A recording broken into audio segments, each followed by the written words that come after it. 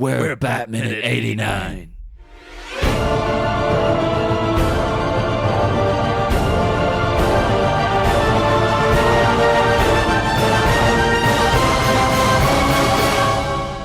Hello and welcome once again to Batminute 89, the podcast where we grapple our way through to the truth of Tim Burton's 1989 Batman, 1 minute at a time. I am your host with the least notes, John Parker. I was wondering where you were going with that, but I am the other host with a few notes. Niall the host with the most notes. Well, the most notes of the two of us, I'm assuming, if you're saying you don't have that many. But well, welcome. Yes, this is minute 7 of Batman, or as the audio file will be, it'll be 007. So that's shout out to the future 007 minute. Is that still coming? It was announced. I don't know. I think someone must be covering that, but like they'll be doing it. That's one of those things. Like unless you have other people lined up to take over, you could be stuck doing that for the rest of your life. Oh God, yeah. There's a lot of material to go through there. You'd have to cherry pick, I think. Yeah, the time you get to die another day, it's just like, oh, this is just torture. Like it's.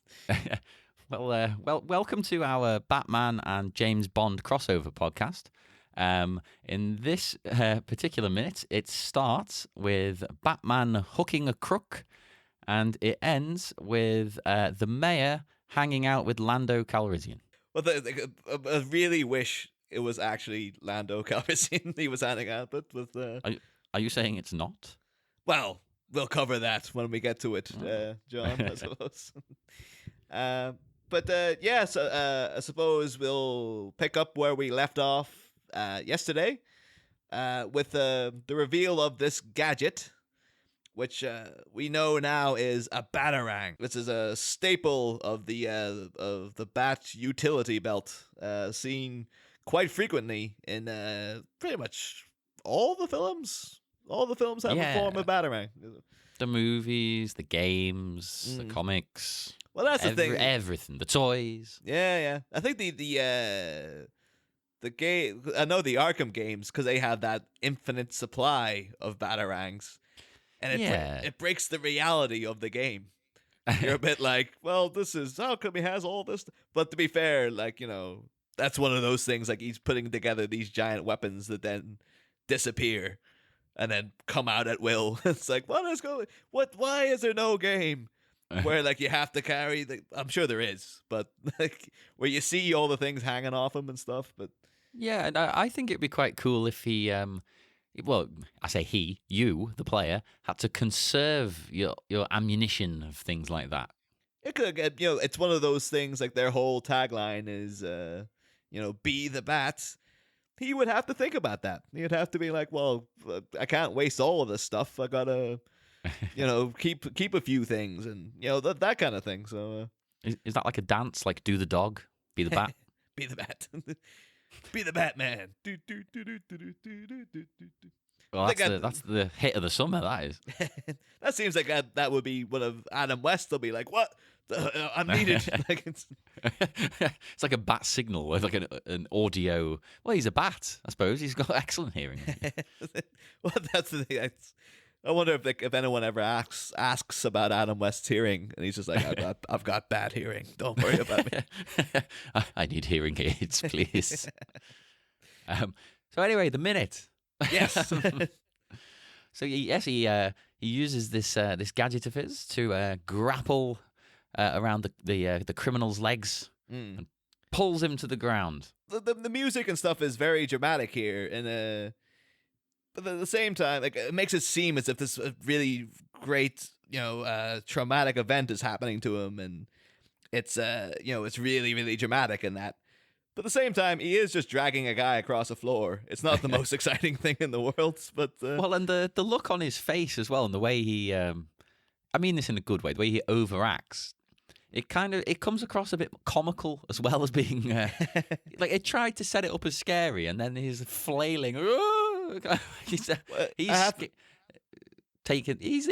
being stupid. I think like this is it's in the Hudson and Aliens school of complete flip of a character in terms of like, Hudson and Aliens was so like gung ho, we're gonna go kick some ass, and then as soon as he saw a bit of action, was all like, oh, what are we gonna do? Game over, man. This guy he's gone from Nick has gone from the bit to just like don't kill me, man, don't kill me. Like, it's his entire voice changes and everything. He's like it's as if his whole other persona was completely an act. But well, to be fair, with the "Don't kill me, man" line you just said, that's because he's dragged him to the edge of the building. Though I think he knows. Oh, actually, I'm in a serious situation here.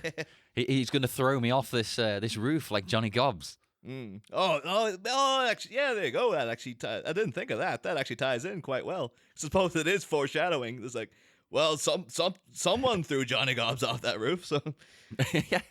But whether or not he had blood in his body or it was splattered on the pavement is a completely different thing. That's irrelevant at this point.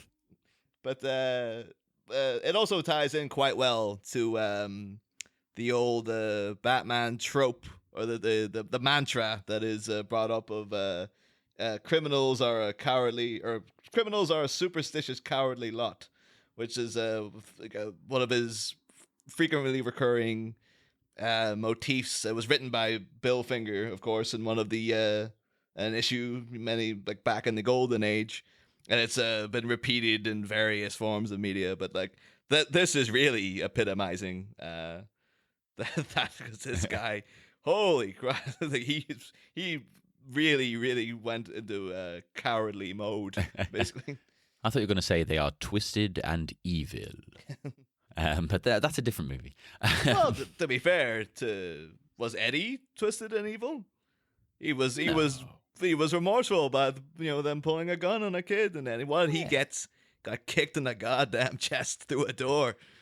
I still maintain that's just to get him out of the equation. Oh, maybe. You haven't seen him again. Well, maybe he broke his neck. I don't know. Maybe because there'll be a staircase behind that door, surely. Well, no, actually, you do see him again. You see him. Oh no, you do. Yeah. Oh, yeah. Stupid. You actually see him in within this minute, which is actually a great. You see him lying on a pile of bin bags. And I even have a note mentioning that. So it's me being stupid. I'm leaving that in so everyone can see my idiocy. But that was a non-deliberate rhyme, but never mind. Again, you do. We'll mention it when we get to it, but. We do see him getting stretchered off too, and kind of like really moaning in pain. In all the versions of the script of the Sam Hamm script of this, him dragging him across is a little bit more dramatic. In that Nick actually like empties his gun, like he keeps firing at Batman and nothing. I thought you were going to say bowels. That could have, yes, that would have been. And Batman's just like, oh, like I'm out of here. But no, he's he empties his gun, but nothing happens, and then that adds even more to his like, oh my god, kind of fear of what's happening to him. But he's invincible. Exactly. And I think that like, not too sure if they didn't put that in for just like practical reasons or whatever. But like, I think that would have made it a little bit more dramatic, like if he was actually emptying his gun into him. Yeah, and it's having absolutely no effect. Yeah. Because, I mean, before you saw him get shot, and okay, he seems fine now, but he went down. That makes him look a little bit vulnerable. Yeah. But thing is, within these shots now as well, and I always remember thinking this was a bit similar. But in looking at the film now and then analyzing it minute by minute, the close-ups on Batman's face are taken from later in the film. They're taken from when Jack Napier falls into the vat of chemicals. It's the same, particularly like the close-up on his face. That's when he's holding Napier like by the hand. And then that's sort of like when he tilts his head back, that's after when Napier's dropped. I'm 99.9% certain it's the same shots. They've just used them twice. Well, there's one for us to watch out for. I mean, we could check right now, but that's cheating. We'll wait. I mean, We'll wait. I'm so certain, and it seems so weird because like that scene later on in particular. Well, this scene and that scene are both very memorable, and you think, that would have been one of those ones where they're like, well, someone will notice. But I guess it took me like 30 years or near 28 years, I guess it is now. Only 28. Yeah, don't sell yourself short there. But to be fair, I didn't get it on. I didn't watch it the day it came out or anything. Well, when you got a Batman here holding him over the edge of the building, as he's just said, "Don't kill me, man." Because here's a strange one. Initially, I was upset that a movie from this era didn't have punks as the bad guys, because they're always the bad guys then. They're always a villain or just a douche, Well, punks are people too, John. They're people too. But there was a nice little connection, I thought, in this shot. Because if you look at the criminal's shoes, he's wearing what appear to be 50s rock and roll brothel creepers with a nice buckle on. Is that the official brand name, brothel creeper? That's the type of shoe. All right. It's a brothel creeper, yeah. They're the ones I used to wear all the time until they crippled my feet. But to be fair, John, you used to creep around a lot of brothels. I mean, I mean, thank God you got a girlfriend, because I mean, it's bad. You were near bankrupt. Your feet were killing you every time I saw you. It was out of control, damn it. But the brothel creepers, I say they were 50s shoes, which they were, but they were reappropriated by 70s punks. So there is a sort of connection there, because ever since then they've been just as associated with punks. And I there you go. I imagine he's got a bit of a punk in him, an 80s movie punk. Oh yeah. It could have added in though to them trying to make the film look a little timeless, in that if you had him be like an 80s, like the 70s 80s looking mohawked punk, like it would have looked like very, very 80s, or would have looked a bit too like that's very dated. Although, to be fair, you still get them. I mean, if you look at the beginning, if you look like, oh, there you go. We mentioned Hudson earlier in Aliens, but Bill Paxton's other character from Terminator, the punks at the beginning of that, you don't look at them and think like, oh, it's 80s punks. It's like, well, they're just punks. You still do get people who use that style. So I think that's because once the 70s style moved into the 80s, it then never progressed, basically. So, slightly move on. I'm also enamored with Batman's shoes, or boots, should I say. Oh, yeah. They're rather snazzy looking. They look very ornate, like maybe a black metal band would wear them in the woods of Norway for a photo shoot. Do you know the actual story of the Bat boots? Oh, I do. Yeah, so but I know off the air you mentioned this to me, and I know you wanted to mention it yourself on air. I wasn't too sure if to mention it in this minute or wait till later on, but I suppose now we've let that bat out of the bag. Whoa. But yeah, the Bat boots are designed by Nike. Apparently, or Nike, isn't it? So. Well, this is another one of these ones. In England, everybody has always said Nike. But Americans all say Nike. And I don't know where the company's from to question, or debate who's right. So I'm not sure. But apparently in one of the trying to get the merchandising and tie-ins and all this kind of stuff, and the grand old cluster cuss of making a huge blockbuster. Great word. Yeah. Oh, it's swiped from Fantastic Mr. Fox. I love that. That's one of my favorite things in that film, is that they keep using the word cuss instead of swear words. And it's just like, you cussing at me? Are you cussing at me? We need to bring that in as a thing. I've been trying to move it in, but sometimes I just like saying, and then we'll put a bleep there, so it'll sound like I actually said something. I like saying, although I'm pretty sure I've sworn on here already, and there is swearing in the film too, so we'll have to address that at some point, I suppose. No. But anyway, but yeah, apparently Nike came to came to the producers and Tim Burton, and they asked like, "Oh, is there any way we can get put a Nike product placement in there?" And they kind of tussled with it for a bit, and they're kind of like, "Well, not really." But the compromise they reached then was like, "Why don't you design the bat boot?"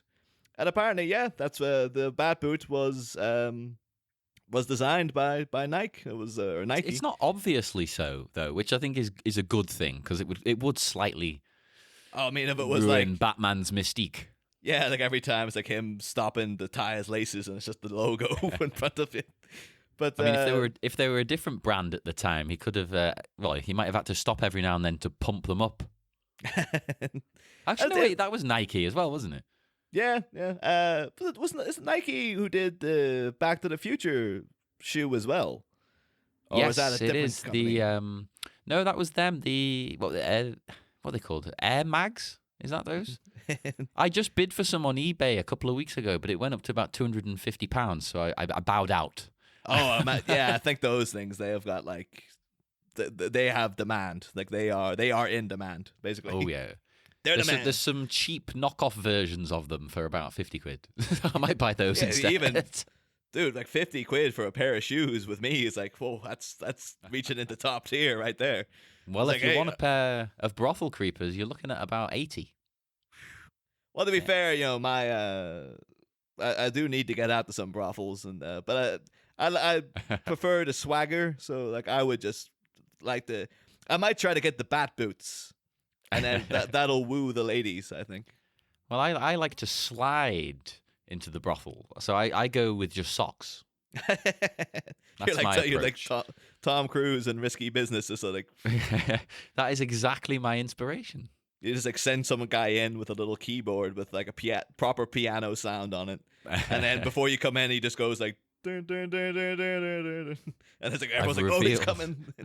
I've revealed too much on air. No.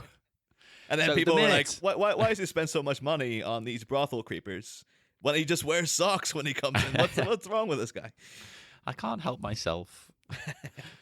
Sorry, that's the minutes, the Batman. The things are going on.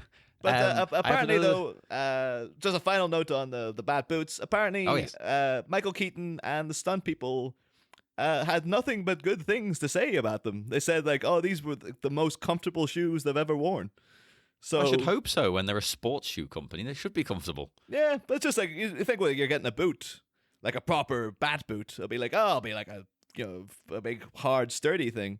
Slice your ankles. Yeah, but they were like no, they did their job well. So well, shout out to the Nike Minutes. This is the first time we hear the Batman voice, is it not? Oh yes, of course. Yeah, it is. I like it. It's good. It's scary.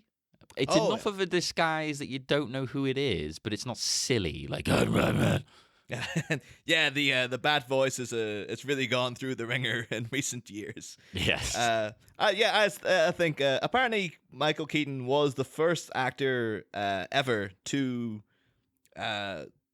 actually modulate his voice, to actually go, well, no, he needs to sound different to Bruce Wayne. And, obviously. Yeah, but apparently they like him and Tim Burton had to actually like talk about this in advance, where they're like, well, how do we differentiate him? How do we make him both scary and different from Bruce Wayne? And one point they were considering a thing that is mentioned in the in every draft of the Sam Hamm script is that he was supposed to have contact lenses, like mirrored contact lenses.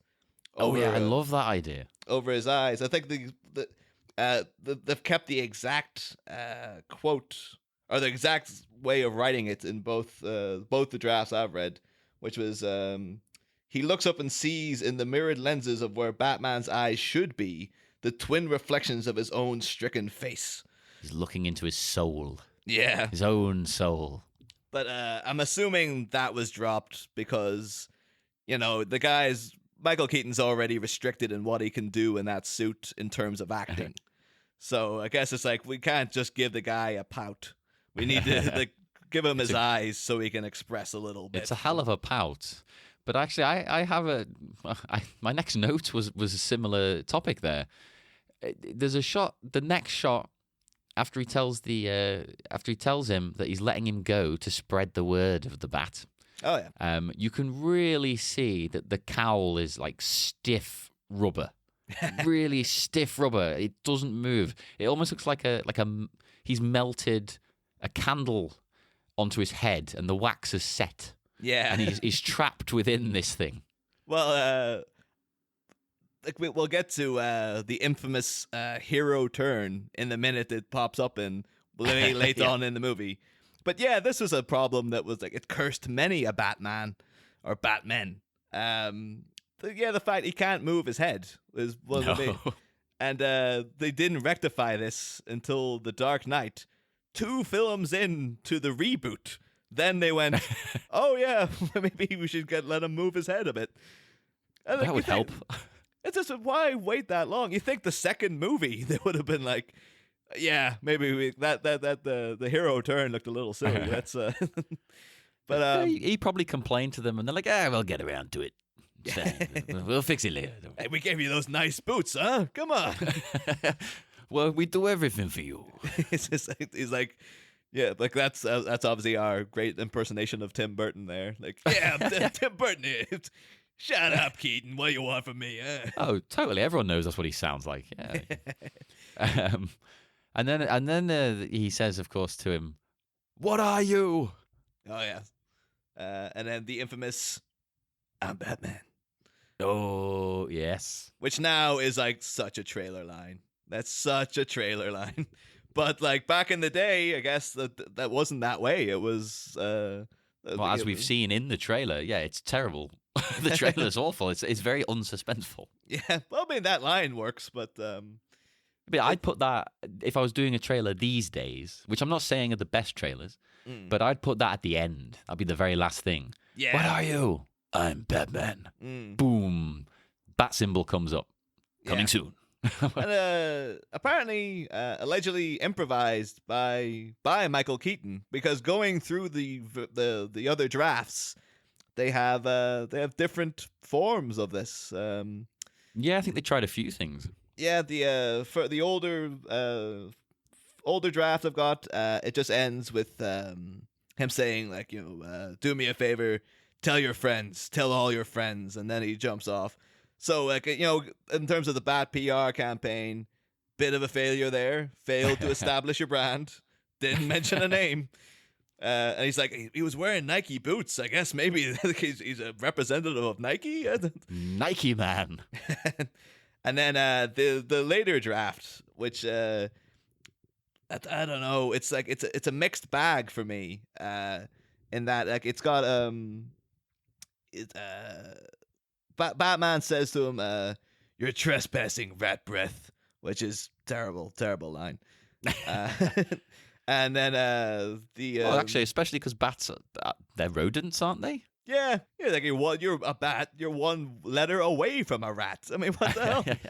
But and then the Nick says, "Oh, what? You don't own the night," which is bad response. And then Batman says, "I am the night," that's cool. That is a cool comeback. Yeah. To a terrible line. Yeah, it's just like poor setup. So it's like they came up with the cool reply, and we're like, "How do we get this in?" I don't know. We'll just think of something later. And that was the first thing they came up with on the day. Yeah. It's kind of like what other things could you say "I am the night" to? I mean, it is just sort of. Yeah, what could that be in response to? Like, I'm sure like, this could have been like back in like 87 or 88. They were just like tearing their hair out, going, "What could he say to him?" And that was the best they landed on. And eventually they're like, "Doesn't work." And they got to and then Keaton was just like, Why doesn't he just say, I'm Batman? You know? It's, Which weirdly, it sounds really simplistic. And you could say, if you were reading that on the page, oh, that's bad dialogue that they've written there. But no, it's really effective because it's so simple. Like that works in its favor.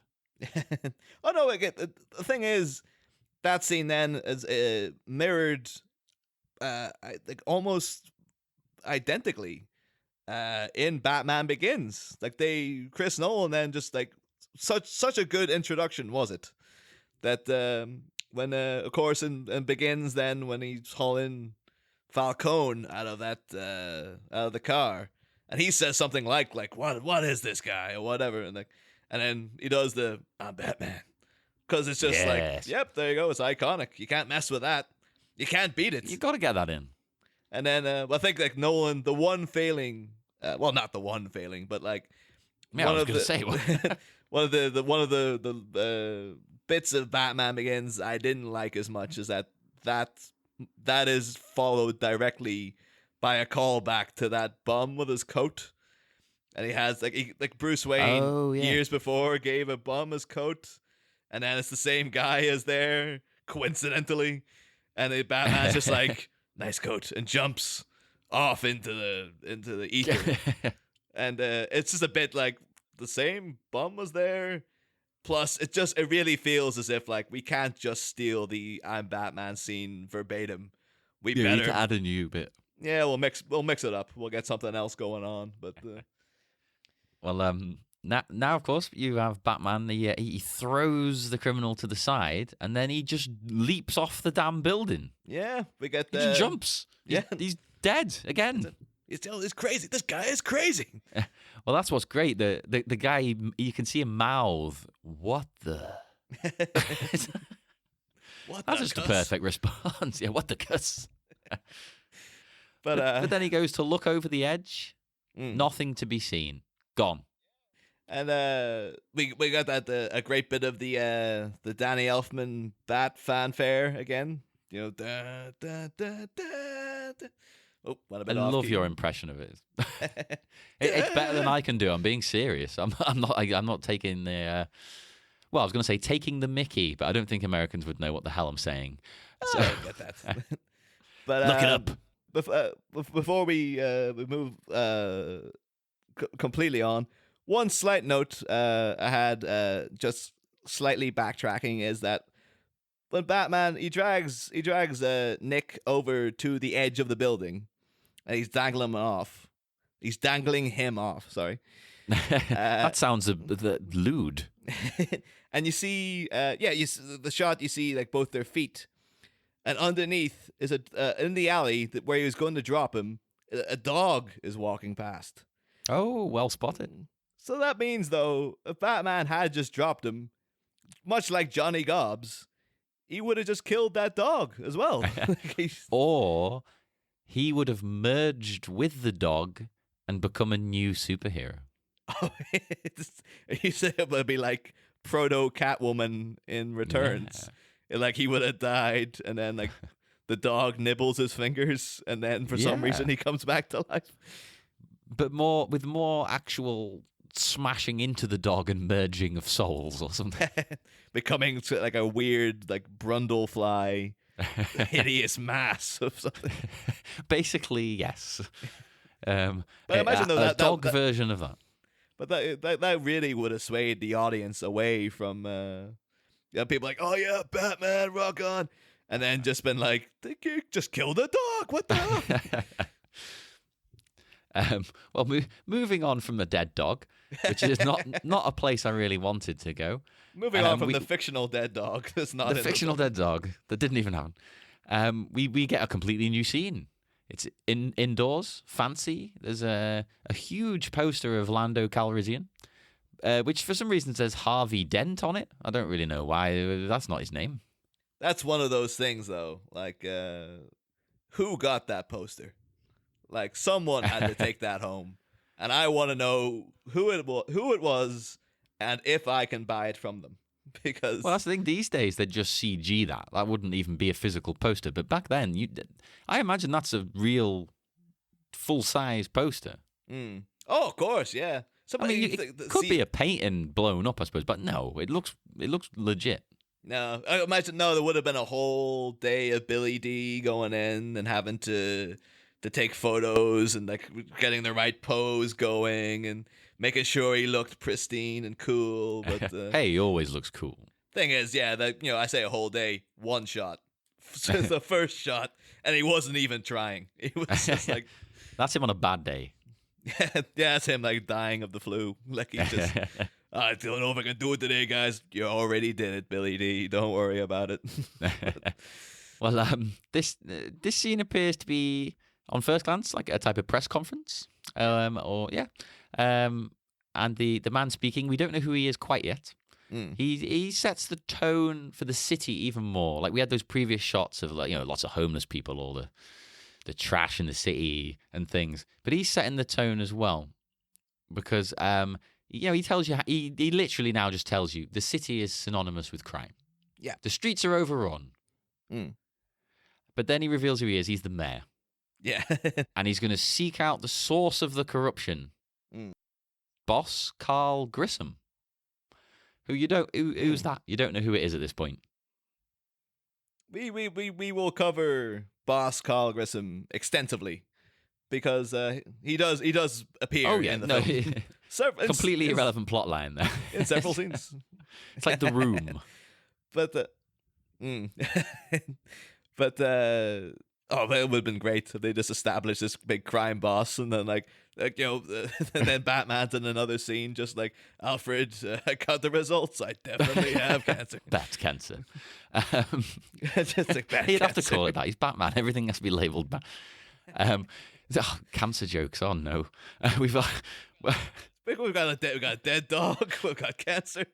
This has been the last minute of Batman at 89. He's been shut down by the authorities. I found it interesting that the mayor would refer to him, by the way, as Boss Carl Grissom, because that seems to be almost respecting him, which you shouldn't be doing. Yeah, kinda. I mean, he is referred to as boss comes up again, because I remember, off the top of my head, I remember called Boss Carl Grissom here. And then Joker later on calls him like that fiend, Boss Grissom. So I don't know if it's just like a press name, like if the papers just call him because he is the crime boss. They call him the Boss Grissom, or it's like Bruce Springsteen's been like, I can't go to Gotham anymore. They keep trying to arrest me. But should we mention a bit about? So as you said, this is the mayor. Yes. This is don't think they call him it in the film. I know it's from IMDb and stuff that this is Mayor Borg. Mayor of Borg. No first name provided, but I'm thinking it's either Locutus or just the. Well, he does appear to be a representative, so I suppose Locutus. Yes. Yeah, Locutus would work for him. In the original draft, it's not Locutus doing this speech. It's actually Harvey Dent himself talking tough on crime. Yeah. Which I think actually works a lot better if you're going to establish him as a character moving forward and the type of character he is. Yeah, very much so. And actually, throughout that entire draft, Mayor Borg isn't a character at all. He doesn't appear in the film. He's not assimilated anyone. No, it's before. This is before the Borg showed up to Gotham, and then we'll get into it more tomorrow when we get major focus on Harvey Dent. But the initial draft of the Sam Hamm script, no Mayor Borg, and a substantially more important part for Harvey Dent. Yeah. How can you cut that when you've got this guy playing him? They probably didn't know at the time. They thought it was just going to be some dweeb, like some hayseed from out of the sticks.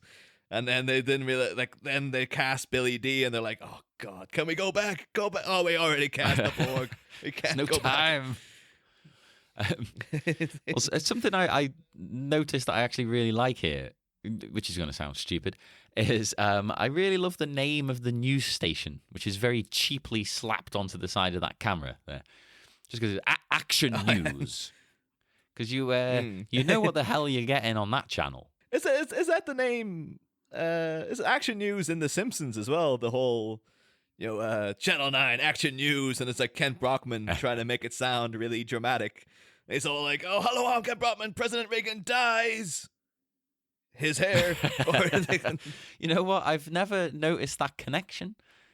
Have they? When did that come into The Simpsons? Did they lift it from Batman? Oh no, well, I think all of The Simpsons is post Batman, isn't it? So The Simpsons is 90, and then The Simpsons, it was 89. Well, I know that episode was mid 90s. Yeah, that episode's definitely later. I'm trying to think, when did The Simpsons start? I'd have to Google that. I think it might have been definitely late 80s. Don't quote me on it, but I think it was like the Tracy Ullman thing was 87 or thereabouts. And then they were on air as the show as we know it by 90, I think. So. Yeah. But welcome to Simpsons Minute.